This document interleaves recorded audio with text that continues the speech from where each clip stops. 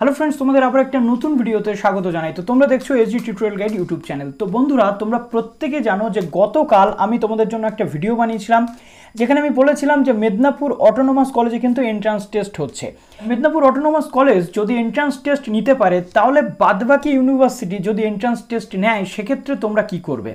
তার জন্য আজকের এই স্পেশাল ভিডিওটি হতে চলেছে। শুধুমাত্র আজকের স্পেশাল ভিডিও নয়, এরপর থেকে প্রতিনিয়ত কিন্তু আমরা এই টপিক নিয়েই কাজ করব। অর্থাৎ ডাব্লিউবি পিজি অ্যাডমিশনে যদি এন্ট্রান্স পরীক্ষা হয়, সেখান থেকে তোমাদের অ্যাডভান্স লেভেলে কিন্তু প্রিপারেশন নিতে হবে। আজকে আমাদের মেন যে টপিক রয়েছে সেটা হচ্ছে ডাব্লিউবি পিজি অ্যাডমিশন 2022 এবং পিজি এন্ট্রান্সের উপর আমরা ফোকাস করব। অর্থাৎ গতকালকেই তোমাদেরকে বলেছিলাম যে যদি এন্ট্রান্স পরীক্ষা হয় তাহলে তো তোমাদের এন্ট্রান্স দিতে হবে, তার জন্য আগাম প্রস্তুতি কিন্তু তোমাদের নিতে হবে।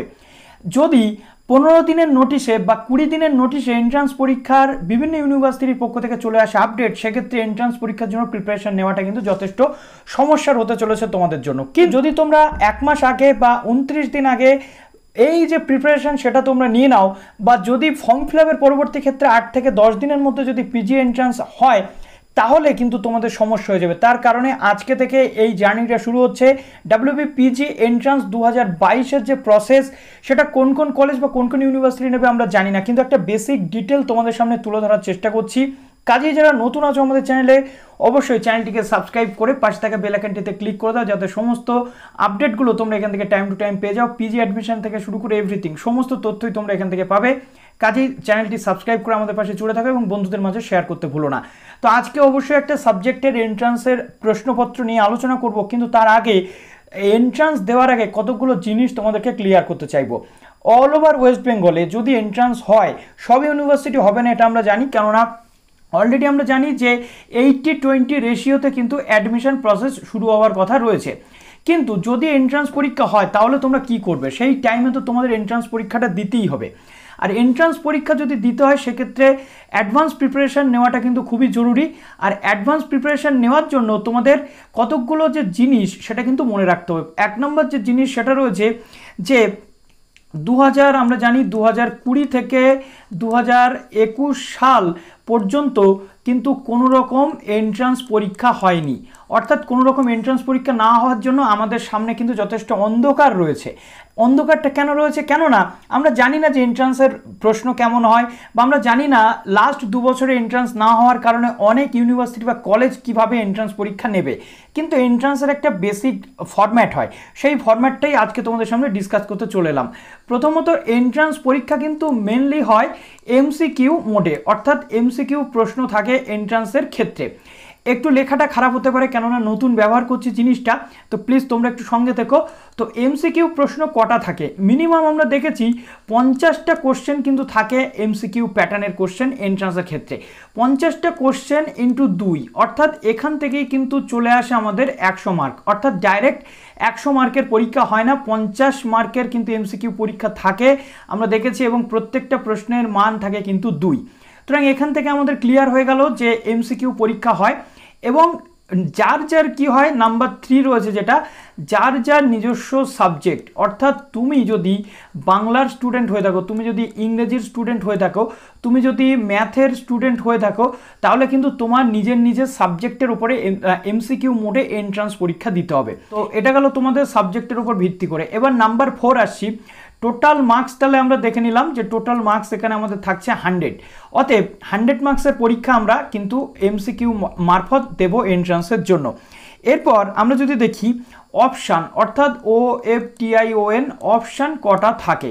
প্রথমত, এক একটা কোশ্চেন পিছু 4টে করে অপশান কিন্তু আমরা পেয়ে থাকি। অর্থাৎ জাস্ট লাইক আমরা যদি দেখি, ধরো আমি এগুলো একটু মুছে দিই। প্রথমত বোর্ডটাকে তো ক্লিয়ার করতে হবে। এই পর্যন্ত আশা করছি তোমরা বুঝতে পেরেছো। যদি না বুঝতে পারো আর একবার তোমরা দেখে নিতে পারো। তো অপশান কি? যদি আমরা দেখছি যে একটা কোশ্চেন এটা হলো এ দাগের একটা কোশ্চেন, এখানে যা কিছু কোশ্চেন হলো, এর অপশান কিন্তু 1, 2, 3, 4, এই 4টে করে অপশান কিন্তু তোমরা পেয়ে যাবে। অতএব পার কোশ্চেন পিছু 4টে করে অপশান তোমরা পাবে, এবং প্রত্যেকটা উত্তর যদি তোমরা ঠিক দাও, অর্থাৎ আমরা যদি দেখি আজকের ডেটে দাঁড়িয়ে নেগেটিভ মার্কিং কিন্তু থাকে। অতএব উত্তর যদি প্রত্যেকটা ঠিক দাও, তাহলে প্রত্যেকটা উত্তরের পিছু কিন্তু তোমরা পাবে 2 মার্কস। আর যদি তোমরা রং অ্যান্সার দাও, ডব্লিউ ফর রং অ্যান্সার, তাহলে কিন্তু হাফ নাম্বার করে তোমাদের 0.5 নাম্বার করে কিন্তু মাইনাস হতে থাকবে। অর্থাৎ তোমরা এখানে নেগেটিভ মার্কিং কিন্তু থাকে এন্ট্রান্সের ক্ষেত্রে, এটা কিন্তু ভুলে গেলে চলবে না। অতএব নেগেটিভ মার্কিং আমরা ট্রাই করব, নেগেটিভ যেন আমাদের না হয়, আমরা চেষ্টা করব পজিটিভ উত্তর দেওয়ার। আর একটা জিনিস কি হয়, নেগেটিভ মার্কিংয়ের পাশাপাশি আর একটা জিনিস হয় যেটা অতিরিক্ত উত্তর দিতে। অর্থাৎ যদি এই 50টা কোশ্চেন থাকে, 50টা কোশ্চেনের মধ্যে তুমি যদি 51টা কোশ্চেনের উত্তর দিয়ে দাও, অর্থাৎ 50টা কোশ্চেন মানে যে পুরো 50টা কোশ্চেন থাকবে এমনটা নয়, মেবি এখানে 5টা কোশ্চেন বেশিও থাকতে পারে, মেবি এখানে 60টা কোশ্চেন কিন্তু থাকতে পারে, এরকম কিন্তু হয়ে থাকে এন্ট্রান্সের যে পরীক্ষা সেই পরীক্ষাটা। তা আশা করছি এই পর্যন্ত মোটামুটি তোমাদের আমি ক্লিয়ার করতে পারলাম। তো চলো বোর্ডটা এবার একটু মুছে দিই। বোর্ডটা মুছে দেওয়ার পর এবার দেখো তোমাদের মেন যে জিনিসটা নিয়ে ডিসকাস করতে চলেছি, আরও একটা বিষয়ের মধ্যে কিন্তু উল্লেখিত রয়েছে। প্রথমত দেখো এবার কিন্তু এখানে নাম্বার অর্থাৎ টাইমিংটা কত হয়, TIME টাইমটা কত হয়, এন্ট্রান্সে কিন্তু 90 মিনিট থাকে, এটা ইউনিভার্সিটি ওয়াইজ ভ্যারি করে। অর্থাৎ এক একটা ইউনিভার্সিটি তার টাইমিংটাকে এক এক রকম রাখে, কোনো ইউনিভার্সিটি আবার 2 ঘন্টাও কিন্তু দিতে পারে, কিন্তু ম্যাক্সিমাম ক্ষেত্রে এন্ট্রান্স পরীক্ষা আমরা দেখেছি 90 মিনিটের পরীক্ষা হয়। অর্থাৎ 1 ঘন্টা 30 মিনিটের পরীক্ষা কিন্তু এখানে তোমাদেরকে দিতে হয়। এই পর্যন্ত তাহলে ক্লিয়ার হয়ে গেল যে এন্ট্রান্স কিভাবে হয়, কোন ভাষাতে হয়। ঠিক আছে, এবার একটা জিনিস তোমাদের কাছে গুরুত্বপূর্ণ, এন্ট্রান্সের ল্যাঙ্গুয়েজ। অর্থাৎ এখানে কিন্তু ম্যাক্সিমাম ক্ষেত্রে আমরা দেখেছি এন্ট্রান্সের ভাষা কিন্তু ইংরেজি ভাষাতে প্রশ্ন হয়। অর্থাৎ বাংলার স্টুডেন্টরা কিন্তু বাংলা ভাষাতেই প্রশ্নের উত্তর দেবে, কিন্তু অন্যান্য সাবজেক্টের ক্ষেত্রে আমরা যদি দেখি হিস্ট্রি থেকে শুরু করে, আমরা যদি দেখি তোমাদের ইংরেজি তো ইংলিশে পরীক্ষা দিতেই হবে, হিস্ট্রি থেকে শুরু করে ফিজিক্স, তারপরে তোমাদের কেমিস্ট্রি থেকে শুরু করে এই প্রত্যেকটা পেপারের কিন্তু ইংরেজি ভাষাতে প্রশ্ন হয়। যেহেতু মাস্টার্সে তোমাদের অ্যাডমিশনের পালা, সেহেতু ইংরেজি ভাষাতে বেশিরভাগ ক্ষেত্রে প্রশ্ন হয়। তো আমরা আজকে একটা স্যাম্পল কোশ্চেনও দেখে নেব, কিন্তু তার আগে কতগুলো জিনিস তোমাদের সাথে ডিসকাস করার ছিল, সেই জিনিসগুলো কিন্তু ডিসকাস করে নিলাম। এবার আমরা মোটামুটি পুরোপুরি জেনে গেলাম যে নেগেটিভ মার্কিং থেকে শুরু করে এভরিথিং পরপর যে বিষয়গুলো থাকে সেই বিষয়গুলো ডিসকাস করে নেব। বাংলা, অর্থাৎ বাংলাতে মাস্টার্সে এন্ট্রান্স পরীক্ষা দিতে গেলে কি লেভেলের তোমাদের পরীক্ষা হয়ে থাকে এবং কেমন কেমন প্রশ্ন তোমাদের হয়ে থাকে সেই বিষয়টা কিন্তু আজকে আমরা ডিসকাস করে নেব। তো আজকে আমাদের সাবজেক্ট হচ্ছে বাংলা। তোমরা যদি একে একে রিকোয়েস্ট করো তাহলে ইংরেজি থেকে শুরু করে তোমাদের ফিজিক্স, কেমিস্ট্রি, পরবর্তী ক্ষেত্রে সমস্ত তথ্যগুলো কিন্তু আমি নিয়ে আসবো। সুতরাং তার জন্য কমেন্ট সেকশনে অবশ্যই তোমাদেরকে কিন্তু কমেন্টটা করতেই হবে। তো আজকে আমরা যে ডিসকাসটা করে নেব, বাংলা আমাদের পেন সাইজ আমরা চুজ করে নিলাম। তো বাংলার ক্ষেত্রে আমরা দেখেছি রাজ্যের বিভিন্ন ইউনিভার্সিটিতে যদি এন্ট্রান্স পরীক্ষা হয় তাহলে মোটামুটি একটা সিলেবাস নির্ধারিত থাকে। সেই সিলেবাস ধরে ধরে কিন্তু, অর্থাৎ বেশিরভাগ ইউনিভার্সিটির কিন্তু একটা কমন ব্যাপার থাকে, সেই কমন যে এন্ট্রান্স টেস্ট, অর্থাৎ এখানে বাংলার যে সিলেবাসটাকে মেনটেন করা হয় আমাদের, যদি আমরা দেখছি আন্ডার গ্র্যাজুয়েট লেভেলে, তাহলে সেই আন্ডার গ্র্যাজুয়েট লেভেলের বাংলার সিলেবাস ধরেই কিন্তু আমাদের এই এন্ট্রান্সের প্রশ্নপত্র করা হয়ে থাকে। তো আজকে যেহেতু বাংলা আমাদের ডিসকাশনের বিষয়, দেখো এখানে যেটা তোমাদের বলছিলাম 90 মিনিটের কিন্তু তোমাদের পরীক্ষা হয়ে থাকে, অর্থাৎ 90 মিনিটের সর্বাধিক নাম্বার কিন্তু 100 তোমাদের এখানে হয়ে থাকে। তো নেক্সট এখানে আমরা এবার যদি একটু স্ক্রল করে দেখি, স্ক্রলের প্রথম দিকে দেখো এরকম টাইপের প্রশ্ন কিন্তু তোমাদের থাকে। দেখো 2 নাম্বার পাবে সঠিক উত্তর দিলে, আর ভুল উত্তর দিলে কিন্তু হাফ নাম্বার কাটা যাবে। অর্থাৎ এক্ষেত্রে তোমাদের খুবই গুরুত্বপূর্ণ বিষয়টা, একটা জিনিস বলতে ভুলে গেছি, তোমাদের পরীক্ষাটা যেহেতু MCQ মোড, অর্থাৎ OMR শিটে কিন্তু তোমাদের পরীক্ষাটা হবে। এবং শুধু তাই নয়, এখানে OMR শিটে এই পরীক্ষার পাশাপাশি দেখো শুধুমাত্র কালো এবং নীল বল পেনেই কিন্তু তোমাদের পরীক্ষাটা দিতে হবে। অর্থাৎ এখানে কি কালিতে পরীক্ষা দিতে হবে সেটাও কিন্তু বলা রয়েছে।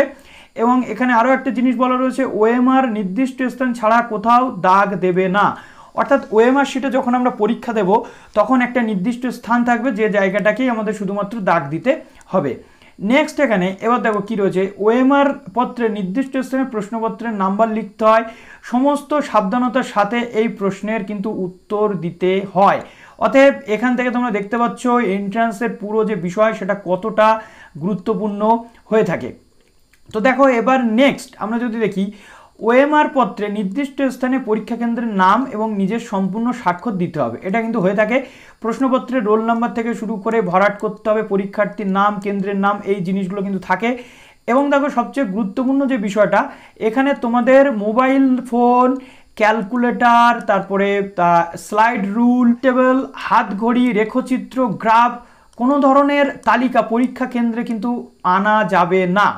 সুতরাং এই জিনিসগুলো কিন্তু যদি তোমরা আনো পরীক্ষা বাজেয়াপ্ত হবে। নেক্সট এখানে রয়েছে প্রশ্নপত্রের শেষে রাফ কাজ করার জন্য ফাঁকা জায়গা দেওয়া আছে, সেখানে তোমরা রাফ কাজ করতে পারবে পরীক্ষা কক্ষ ছাড়ার আগে। অর্থাৎ তুমি পরীক্ষার যে দিয়েছো তার প্রমাণ কি, খাতাটা কিন্তু তোমাকে এইভাবে জমা দিতে হবে। নেক্সট প্রসেস আমরা দেখতে পাচ্ছি। তো চলো এবার আমরা সরাসরি, তো এই পেজটা আমাদের শেষ হয়ে গেছে, এবার আমরা চলে যাব নেক্সট পেজে। নেক্সট পেজ দেখো খুব সুন্দর করে এখানে কিন্তু বলা রয়েছে। নেক্সট পেজ দেখো, এবার দেখো প্রশ্ন কিন্তু চলে আসে, যেটা বলেছিলাম তোমাদের 4টে করে অপশান। দেখো এবার আমরা চলে এলাম কোশ্চেনটিতে। তো দেখো হরপ্রসাদ শাস্ত্রী আবিষ্কৃত পুঁথিতে চর্যা গানগুলির ক্রমিক সংখ্যা দেওয়া আছে কটা? তার জন্য দেখো এখানে তোমরা কি কি পাচ্ছ।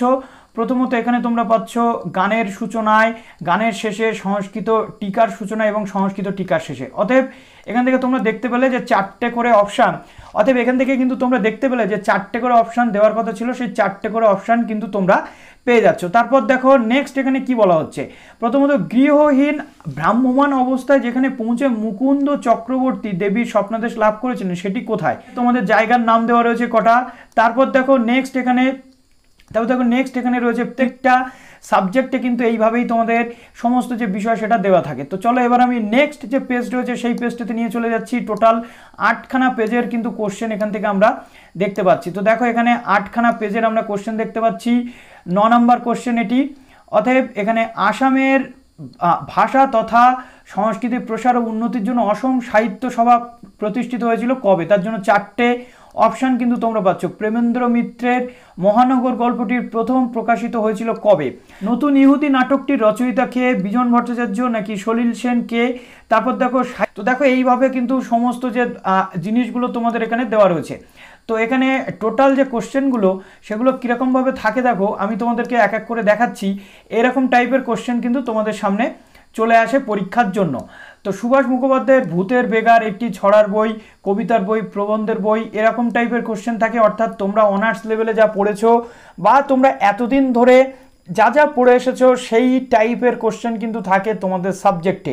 আশা করছি এখান থেকে তোমাদের সাবজেক্ট রিলেটেড সমস্ত যে ডাউট সেটা ক্লিয়ার হয়ে গেল। তো চলো এখানে 35 নম্বরের কোশ্চেন। তো চলো এখানে 35টা কোশ্চেন আমরা দেখতে পাচ্ছি। নেক্সট আমরা চলে যাব কত নম্বর কোশ্চেনে। দেখো প্রথমত দেখো এখানে 41 নম্বর কোশ্চেন কিন্তু রয়েছে। তারপর দেখো 42 নম্বর কোশ্চেন রয়েছে। একটু আমি স্ক্রোল করে যাচ্ছি, তোমরা একটু দেখে নিচ্ছ যে কি কি কোশ্চেন এখানে তোমরা পাচ্ছ, অর্থাৎ কেমন ধরনের কোশ্চেন হয়ে থাকে। এটা যদিও প্রেসিডেন্সি ইউনিভার্সিটির যে প্রশ্নপত্র, কিন্তু প্রেসিডেন্সি বলো বা রাজ্যের যে কোনো ইউনিভার্সিটি বলো, বাংলার ক্ষেত্রে এন্ট্রান্সের জন্য তোমাদের কিন্তু এর বাইরে কোশ্চেন খুব বেশি থাকে না। অর্থাৎ তোমরা সাবজেক্টে যা পড়েছো সেই প্রশ্নগুলোই কিন্তু আসে। এবার এটা সাল ওয়াইজ এক এক রকম হয়ে থাকে। দেখো 47 নম্বর কোশ্চেন এটি। তারপর দেখো 48 নম্বর কোশ্চেন, 49, তারপরে রয়েছে 50 নম্বর কোশ্চেন। এই কিন্তু মোটামুটি 50টা কোশ্চেন তোমাদের থাকে। যে কোশ্চেনটা আমি তোমাদের দেখাতে ভুলে গেছি, আরেকবার তোমাদেরকে আমি দেখিয়ে দিই। কোশ্চেন, তারপর দেখো রঙ্গলালের বাংলা কবিতা বিষয়ক প্রবন্ধ গঠিত হয়েছিল কোথায়? এখানে সংস্কৃত নাটক, নারী ও অশিক্ষিত পুরুষ। তারপরে আমরা দেখতে পাচ্ছি তোমার সৃষ্টির পথ, কবি যতীন্দ্র সেনগুপ্তের শহরতে ভূমি। তারপর দেখো এরকম ধরনের প্রশ্ন কিন্তু প্রত্যেকটা ক্ষেত্রে তোমরা পাচ্ছ। তার আগের যে কোশ্চেনগুলো ছিল সেগুলো একটু তোমরা দেখে নাও। চারুপাঠ বইটি রচয়িতা। সুতরাং এই প্রশ্নগুলো কিন্তু তোমাদেরকে ভালোভাবে দেখতে হবে, সঙ্গে আরও কিছু কোশ্চেন তোমাদের দেখতে হবে। এরপর একটা বিষয় ক্লিয়ার করে দিই, বিষয় তোমাদেরকে ক্লিয়ার করতে চাইবো। ধরো তুমি বিদ্যাসাগর ইউনিভার্সিটির আন্ডারে বা বিদ্যাসাগর ইউনিভার্সিটিতে যদি এন্ট্রান্স পরীক্ষা হয়, সেক্ষেত্রে বিদ্যাসাগর ইউনিভার্সিটির এন্ট্রান্স দেওয়ার আগে তোমাদের সামনে কিন্তু বিদ্যাসাগর ইউনিভার্সিটির যে ওয়েবসাইট রয়েছে সেই ওয়েবসাইটে প্রিভিয়াস ইয়ারের যে কোশ্চেন সেগুলো কিন্তু তোমরা পাবে। অতএব এখান থেকে তোমরা একটা জিনিস ক্লিয়ার বুঝতে পারলে যে যখনই কোনো ইউনিভার্সিটি বা কলেজ এন্ট্রান্স পরীক্ষা নেবে তখনই কিন্তু তারা তাদের ওয়েবসাইটে প্রশ্নের যে ধরন বা প্রিভিয়াস ইয়ারে কেমন কেমন প্রশ্ন এসেছিল সেই জিনিসগুলো অবশ্যই তারা তুলে ধরবে সেই জায়গাটিতে। এখন আমরা জানি না যে রাজ্যের কোন কোন ইউনিভার্সিটিতে এন্ট্রান্স পরীক্ষা হবে নাকি হবে না, কিন্তু আমাদেরকে অ্যাডভান্স প্রিকশন বা অ্যাডভান্স যে ব্যবস্থা সেটা তো নিতে হবে। আজকে আমরা দেখছি যদি ক্যালকাটা ইউনিভার্সিটি এন্ট্রান্স পরীক্ষা নেয়, সেক্ষেত্রে আমাদের কিন্তু আগে থেকে প্রিপারেশান নিতে হবে। যেমন আমরা দেখতে পাচ্ছি যাদবপুর ইউনিভার্সিটি কি করেছে, আন্ডার গ্র্যাজুয়েটের ক্ষেত্রে কিন্তু এন্ট্রান্স পরীক্ষার মাধ্যমে কন্ডাক্ট করিয়েছে। অতএব এখান থেকে আমরা একটা জিনিস বুঝে গেলাম যে কোনো ইউনিভার্সিটি, লাইক আমরা যদি দেখি ক্যালকাটা, লাইক আমরা যদি দেখি রবীন্দ্র ভারতী ইউনিভার্সিটি, লাইক আমরা যদি দেখি এদিকে বর্ধমান ইউনিভার্সিটি, লাইক আমরা যদি দেখি এখানে কল্যাণী ইউনিভার্সিটি, এই ইউনিভার্সিটিগুলো 80-20 রেশিওতে কিন্তু ভর্তির সম্ভাবনা রয়েছে, কিন্তু 80-20 রেশিওতে ভর্তি অবশ্যই করাবে।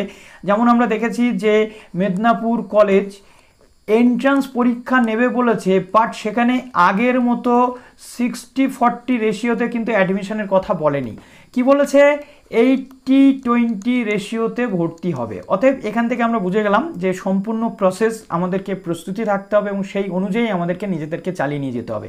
তো ভিডিওটা প্লিজ একটু শেয়ার করে দিও, ভালো থেকো সবাই। এবং এই হোয়াইট বোর্ডের মাধ্যমে তোমাদের যে বক্তব্যগুলো আমি রাখছি তোমাদের কাছে এবং তোমাদেরকে স্টেপ বাই স্টেপ প্রসেসগুলো বোঝাচ্ছি লিখে লিখে, কেমন লাগছে অবশ্যই তোমরা জানাতে ভুলো না। Best of luck.